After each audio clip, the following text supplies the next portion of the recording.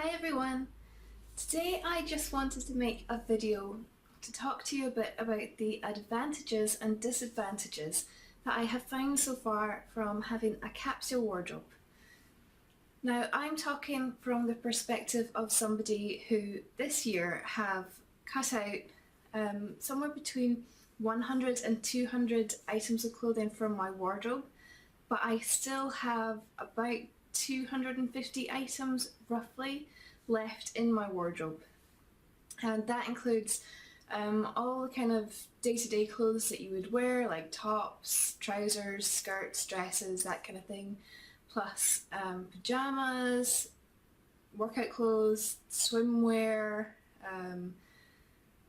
coats, bags, shoes, hats, scarves, gloves, that kind of thing, but not including things like underwear, socks, stuff like that.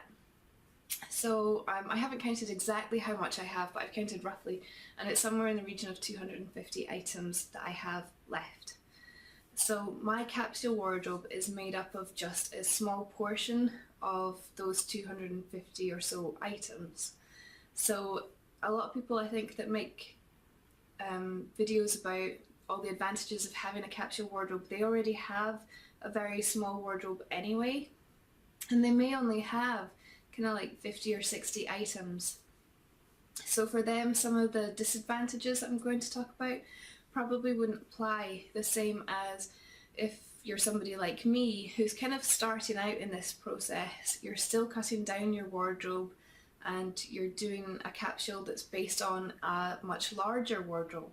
So I think I will just get into talking about these advantages and disadvantages now, and I will start with the advantages.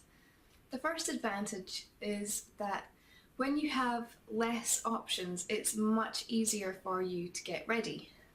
When you only have, say, 30 or 40 items in your capsule wardrobe, some of those things will be in the laundry at any given time. So you go along, you maybe only have 20 things in your wardrobe that you can actually choose from at that time.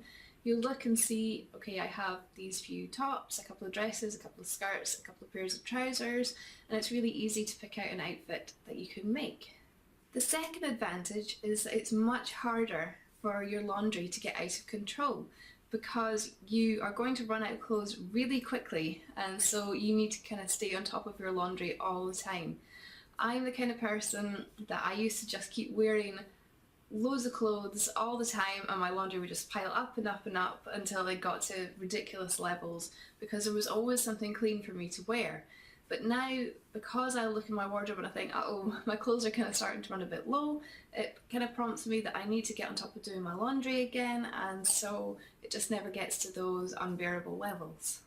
The third advantage that I'm finding is that with a capsule wardrobe, you're very aware of what clothing you have and what clothing you need. So you might become aware that there are certain gaps in your wardrobe that you need to fill. So when you're looking to buy new clothes, then you can kind of intentionally pick those kinds of pieces rather than just buying random things, and you will be less inclined to impulse buy because you'll know that you don't actually need these kinds of things in your wardrobe, and so that can help to save you money.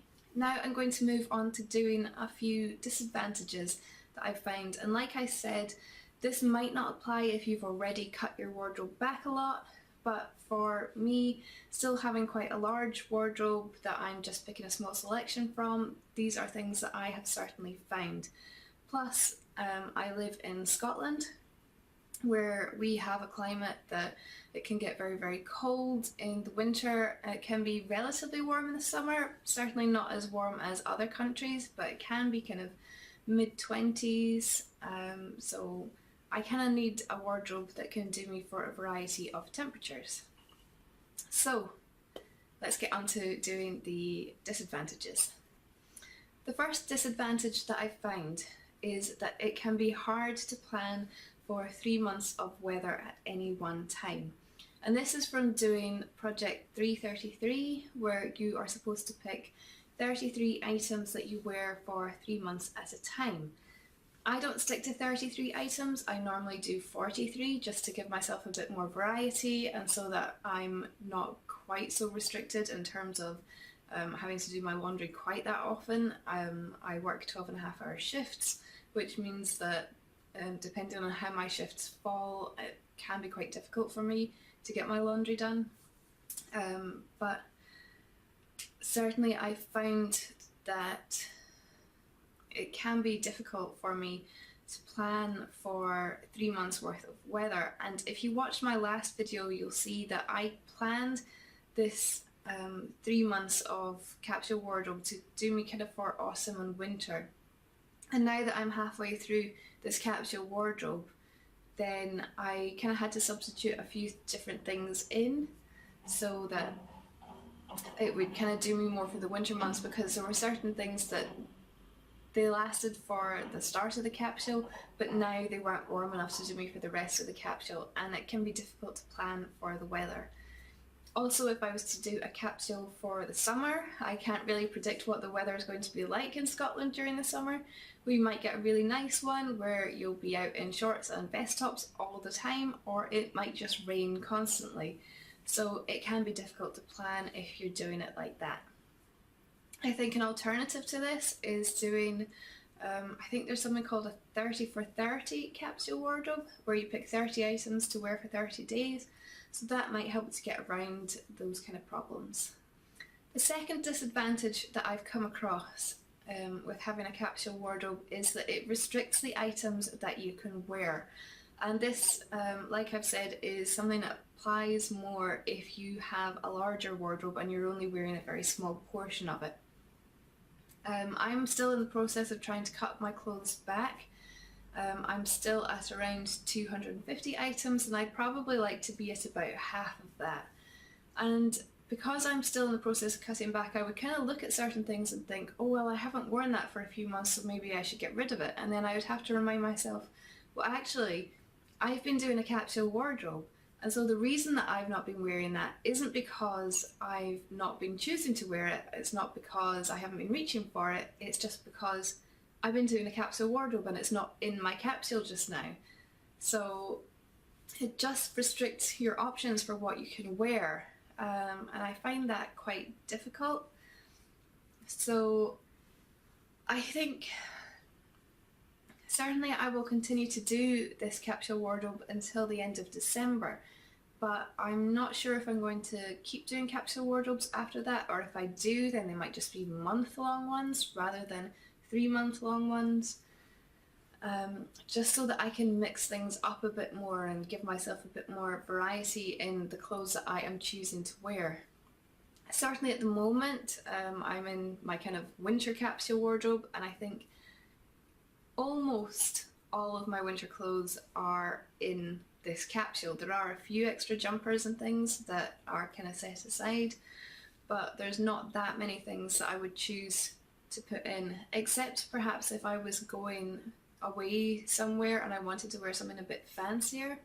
For example, in February we're going to be going away for 4 days, and I don't know if I would be wanting to wear the things that are in my capsule wardrobe at the moment, or if I would want to substitute in some other things.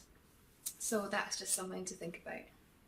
And the final disadvantage that I thought of is that if you are doing a capsule wardrobe for 3 months, you might not know all of the events that you need to plan outfits for in advance.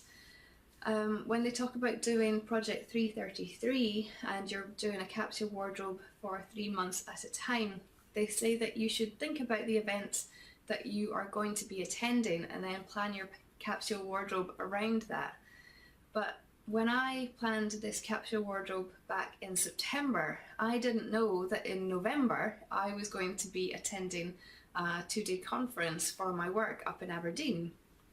And so I couldn't have planned for that. Luckily there were clothes in my capsule that could do for that event, but there are just certain things that will crop up that you just don't know in advance that you're going to be attending, so that can be a bit tricky to plan around. So those are the advantages and disadvantages that I have come across so far with having a capsule wardrobe. Please leave me a comment below if there are any advantages or disadvantages that you have come across with having your own capsule wardrobe. Please give me a thumbs up if you liked the video and subscribe to see more, and I will see you next time. Bye!